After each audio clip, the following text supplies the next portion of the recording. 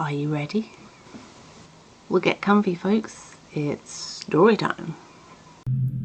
At the time, I was about 6 years old, and my uncle was working at the Holly Hotel in Michigan, one of the state's most haunted locations. He and my mum walked off to talk about something or other, and I was an easily bored child, so I ended up wandering around. I soon found myself lost and started looking around for my uncle and my mum, but I couldn't find them. Eventually I began to get worried, so I asked some of the wait staff and workers if they saw the two of them and tried to describe them in detail. Without any luck, I went off to look for them again myself, and only a couple of minutes later I got hit with the scent of cigar smoke. I had no idea where it was coming from, but as soon as I turned around I saw a man dressed in what looked to be late 19th century attire. He was wearing a frock coat and a top hat. It was like he emerged out of nowhere, and I don't remember seeing anyone who looked like him there.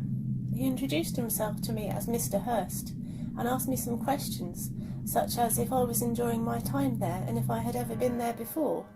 I told him I liked it there, and that I hadn't visited before, and I remember him telling me he'd look forward to seeing me back. I was about to ask him if he saw my uncle or my mum, but as quickly as I looked back in his direction, he was gone. I found this a little weird, but the thought of him being a spirit didn't pop into my head until I managed to find my uncle.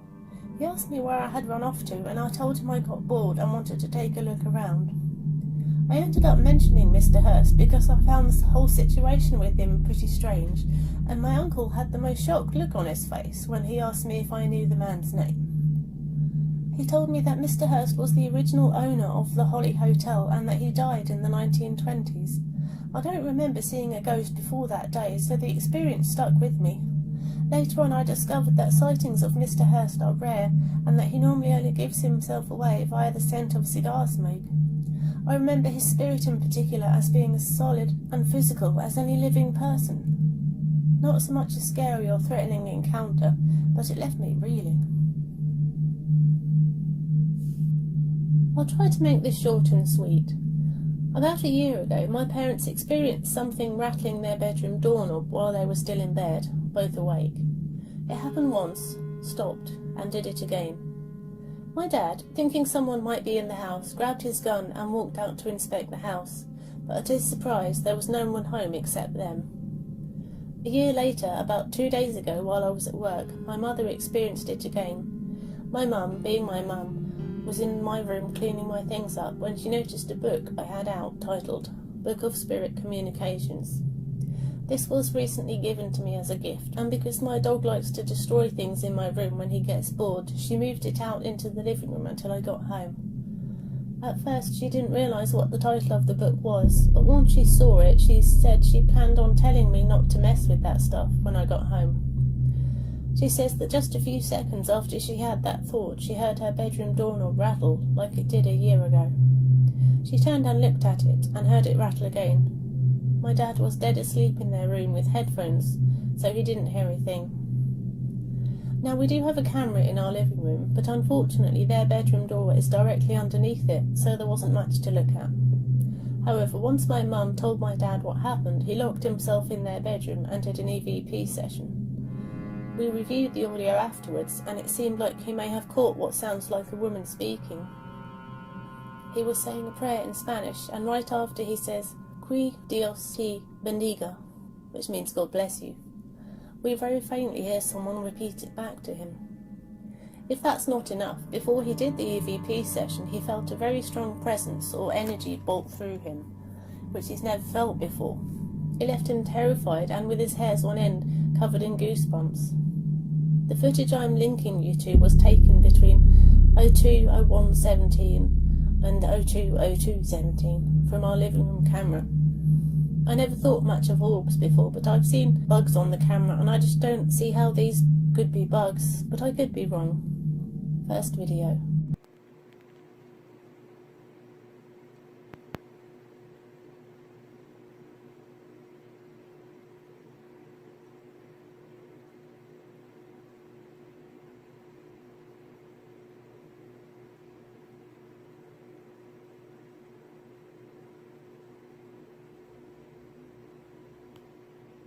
You can see a faint orb manifest towards the bottom of the screen at the start of the video, then it reappears a few seconds later off to the left. Second video.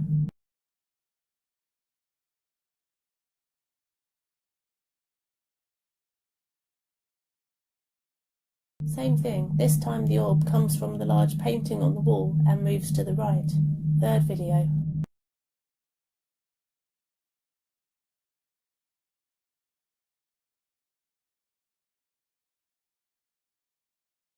This one I'm not too sure about.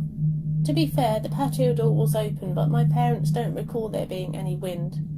There were also plenty of papers lying around on the couch and in the living room, but nothing else seems affected except for the card. There's also no AC vents near it. What do you guys think? Bugs? Dust? Wind? Spirit? I'm adding 2 audio files in case you guys want to check them out. I highly recommend wearing headphones for these. First audio clip. This is where he is saying God bless you. Just a warning, I recommend you have your volume up all the way to hear what comes after he speaks. But since I amplified it, his voice is going to be pretty loud first. Que Dios te bendiga.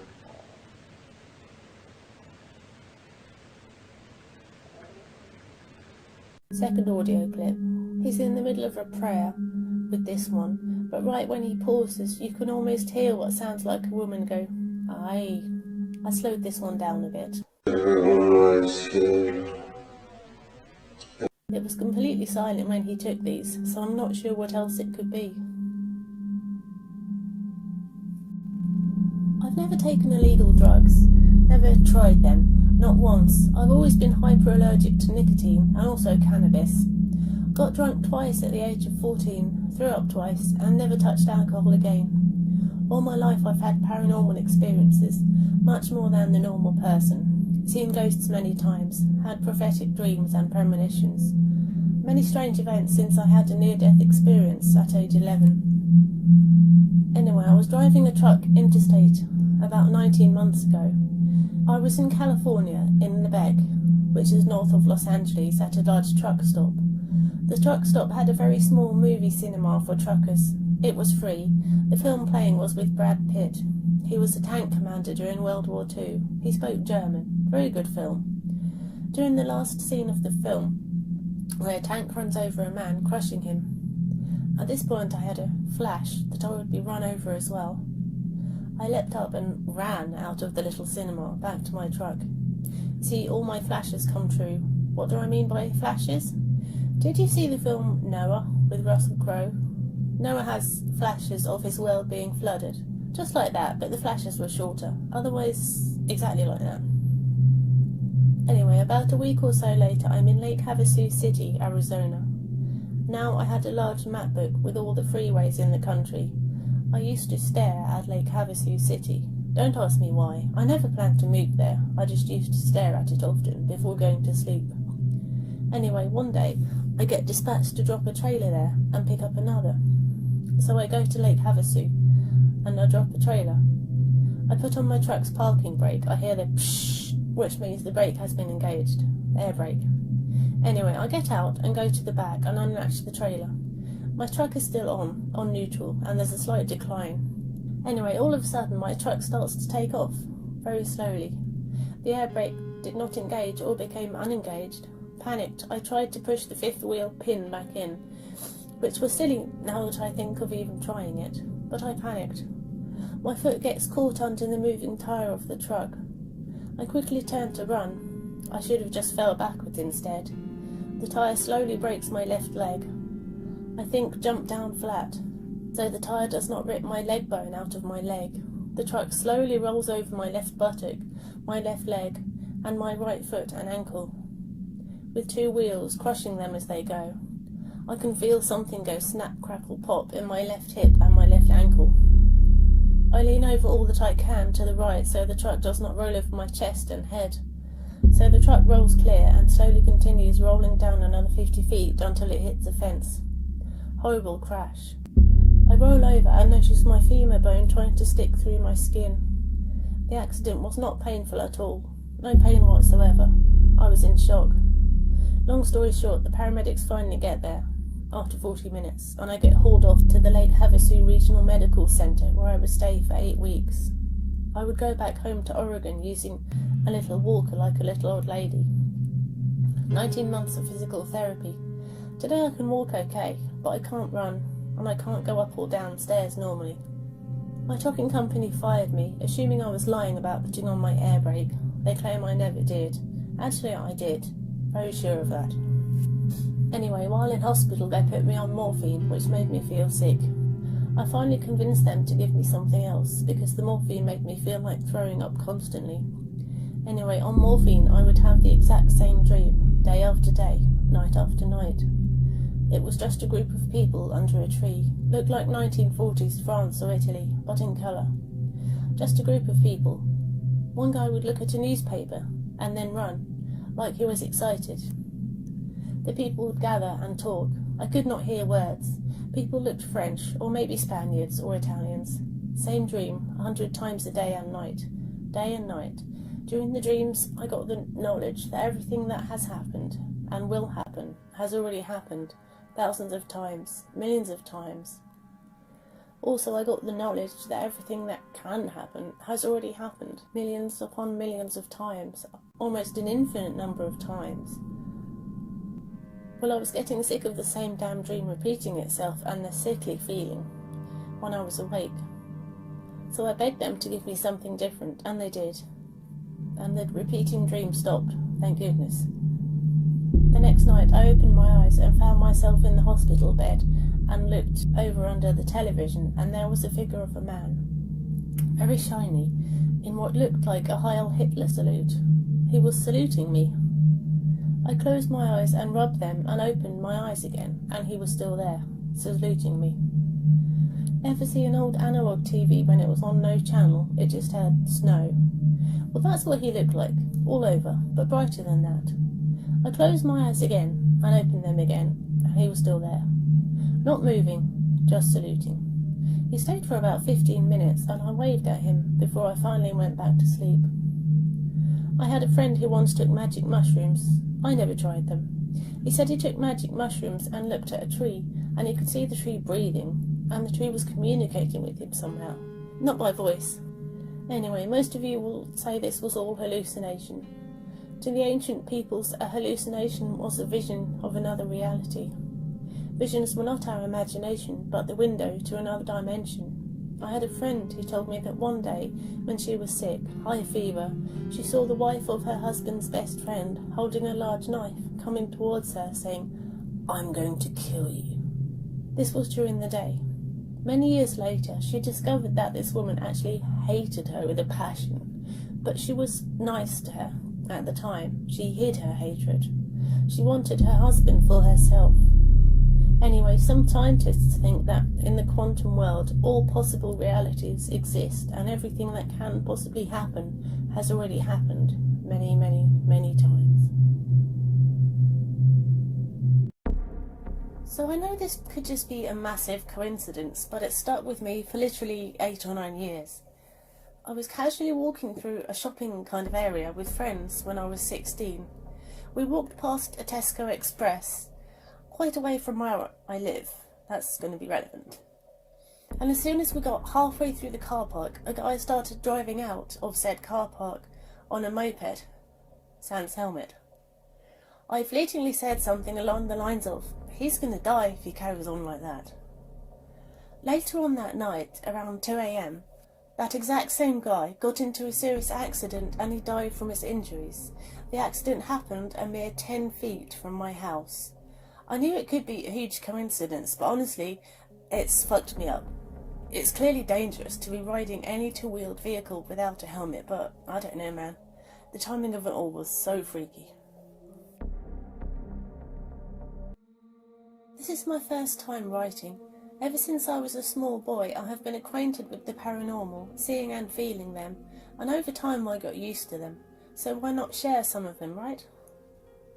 I will be sharing one of my scary experiences from when I was in college. Our home building hall is one of the oldest on campus and is well known as a house of horrors and spooks in the community. Many publications on ghostly rumours to actual experiences have been made about our building, and it is indeed an eerie place to stay when you stay late, even if it's just as early as the early evenings. So anyway, I was part of one of the organisations in the college, and sometimes we stay up late for meetings.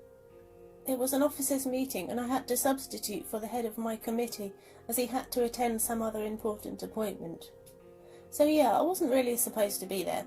The meeting started around 5:30 or 6 p.m, and only a few of us were there. Our venue was at room 110 mezzanine.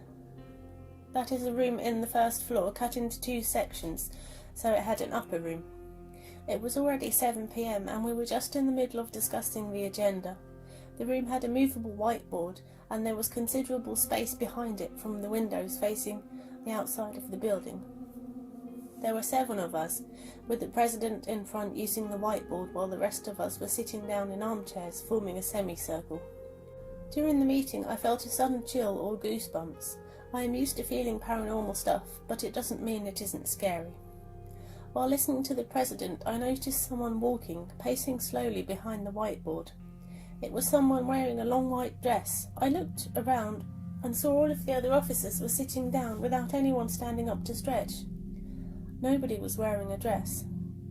Since I'm used to seeing spirits, I did not pay much attention to it, plus the reputation of our college, so I focused as the meeting went on.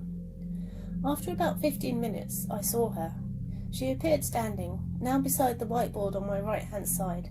She was sideways, not moving, her long stiff hair covering her face. Her white dress was dirty. She was shaking her head somewhat in disgust. I was the only one seeing her. My mates were all still immersed in the meeting, listening and discussing with the president. I, on the other hand, grew quite alarmed. Then I heard her say, in a deep, disturbing voice, "Get out. Now."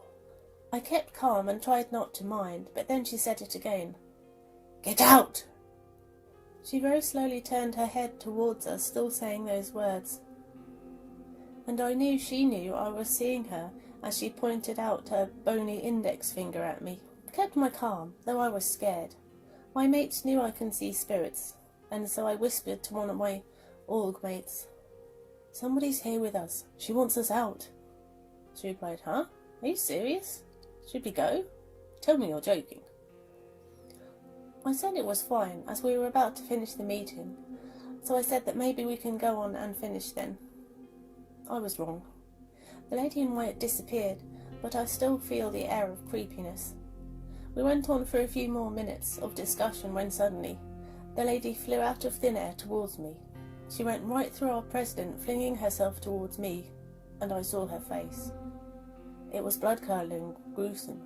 Beneath the hair, with no expression because she had no eyes, a mixture of dried and fresh blood dripping down the empty sockets, the front of her dress stained with the same blood. It came charging at me, face to face with a silent scream. She went for my neck as if to choke me. I felt her fingers around my neck as she screamed, now in a high-pitched voice that seemed to be coming from deep down the ground. "Get out, all of you! Get out! Out!" I gasped, deep gasp, like I came out as if getting drowned. My mates asked, "Why? What happened?" So I told them everything in a calm manner about the attack. That's when the president decided to end the meeting, and we literally ran off the mezzanine room so fast that one of our friends twisted her ankle severely as we were going down the stairs. I don't know for sure, but the lady in there might have something to do with it. Until I graduated, I always avoided that mezzanine room since, but when I look up sometimes to that room, almost across our organisation quarters, I see her sometimes peering down or pacing very slowly. To this day, I can still recall her face. I even drew her in our logbook to show my mates how she looked. It still gives me chills to this day. She wasn't the first nor the last I encountered in my beloved college.